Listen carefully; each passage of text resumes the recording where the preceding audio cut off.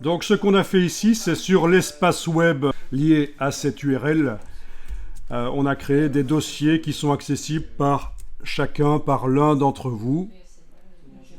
Sauf celui-là qui est accessible par tous, parce que vous connaissez tous, tout simplement, vous connaissez tous le mot de passe. Ce qui fait que les autres ne sont accessibles que par vous, c'est pas parce qu'il n'y a que vous à qui j'ai donné le mot de passe individuellement. Logique. Alors, le site en question, là, openinfographie.com, n'est plus développé depuis pas mal de temps, parce que je m'en sers seulement pour l'espace web, en fait.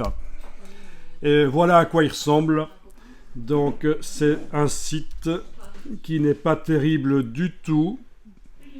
Il est quand même un peu fluide, un peu, mais pour les mobiles, ça ne fonctionnera pas. Il y a des hyperliens.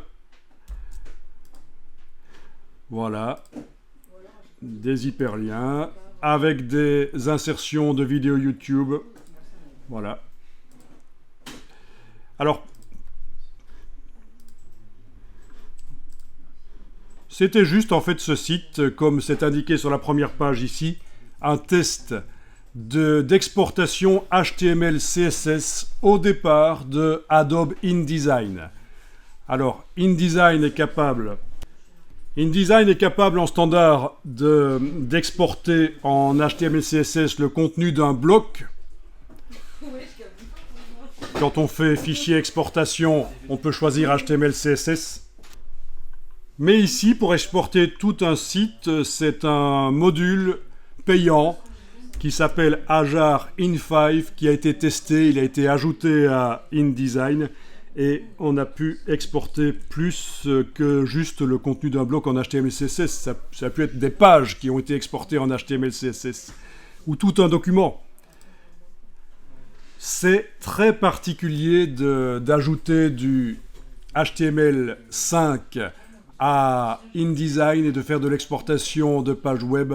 C'est très marginal, il y a peu de gens qui le font. Eux, Ajar, ils se sont spécialisés là-dedans, dans la création d'un module d'exportation HTML CSS pour InDesign. Ça fonctionne, mais c'est évidemment beaucoup moins bien que d'utiliser Joomla, Drupal ou WordPress. Mais pourquoi pas? Techniquement, vous avez vu que ça fonctionne, mais non. En plus, ils sont passés vers un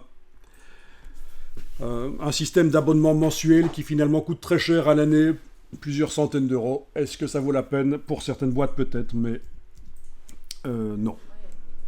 Mais donc ça explique c'est quoi ce site web bizarre. openinfographie.com. Voilà. Très obsolète, c'était juste un one-shot, un test.